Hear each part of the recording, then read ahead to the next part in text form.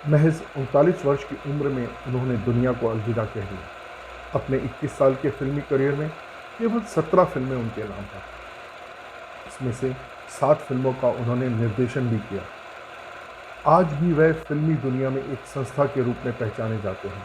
वह जब थे तो उनकी फिल्म कंपनी का नाम फिल्म जगत में सम्मान से लिया जाता था। आज भी उनका नाम सम्मान से लिया जाता है। जीवन में उन्होंने बहुत कुछ पूरा किया, लेकिन उनका एक ख्वाब अधूरा भी रहेगा। क्या था वह ख्वाब? आज फ्लैशबैक में बात सिनेमा की दुनिया के जीनियस गुरुदत्त।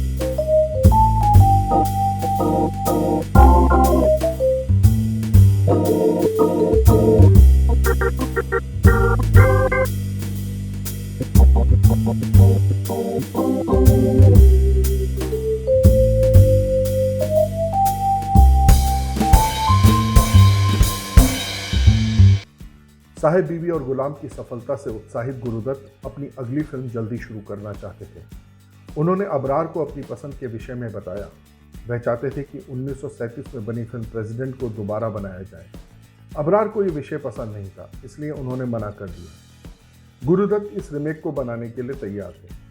उन्होंने इस फिल्म का नाम बहारें फिर भी आएंगी रखा। निर्देशन के लिए अबरार के मना करने पर उन्होंने शाहिद लतीफ़ को चुना। शाहिद की 1958 में निर्देशित फिल्म सोने की चिड़िया सफल फिल्म थी।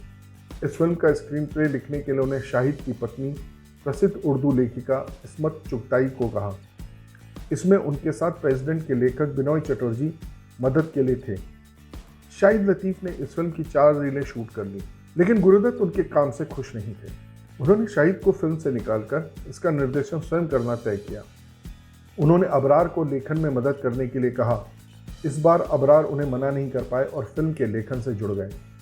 हालांकि के आसिफ, जो गुरुदत्त के साथ लव एंड गॉड बना रहे थे, उनके कहने पर गुरुदत्त ने शाहिद को सेट पर रहने की इजाज़त दे दी।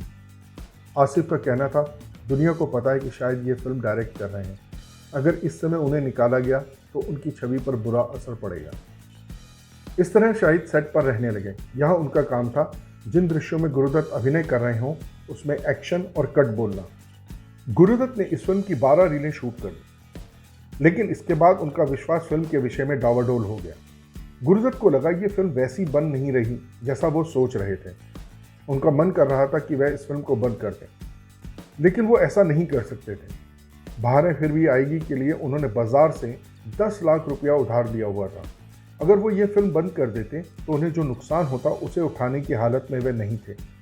मजबूरी में गुरुदत्त इस फिल्म को पूरा करने में लग गए।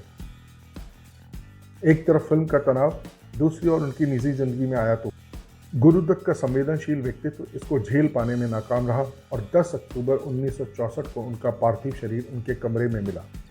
उन्होंने आत्महत्या कर ली थी। एक विलक्षण प्रतिभा के धनी गुरुदत्त का यूं असमय जाना सबको खल गया।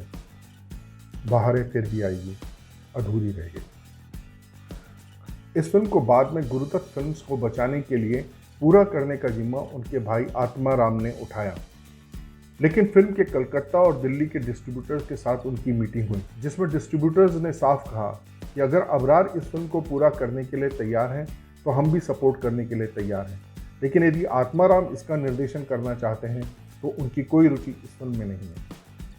गुरुदत्त की टीम के अन्य सदस्यों के कहने पर आखिर अबरार इस फिल्म से जुड़ने के लिए तैयार हो गए।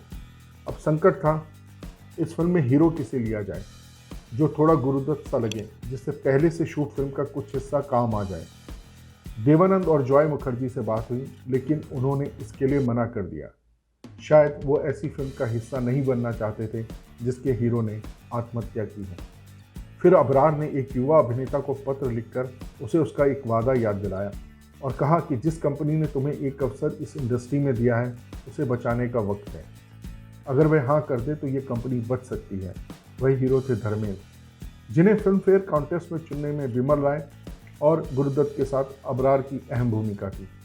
धर्मेंद्र ने अपनी बात का मान रखा और फिल्म के लिए हाँ कर दी। इस तरह बहारें फिर भी आएगी को अपना नया हीरो मिला, धर्मेंद्र। फिल्म कंप्लीट हुई, लेकिन बॉक्स ऑफिस पर दर्शकों द्वारा नकार दी गई। इस फिल्म में अबरार को सारी मेहनत करने के बाद भी सिर्फ सब लेखक का क्रेडिट मिला। शाहिद लतीफ़ को डायरेक्टर का क्रेडिट मिला, आत्मा राम को प्रोडक्शन का। तो ये थी गुरुदत्त की आखिरी फिल्म बहारें फिर भी आएगी के बनने की कहानी। फ्लैशबैक में फिर मिलेंगे एक नई कहानी के साथ।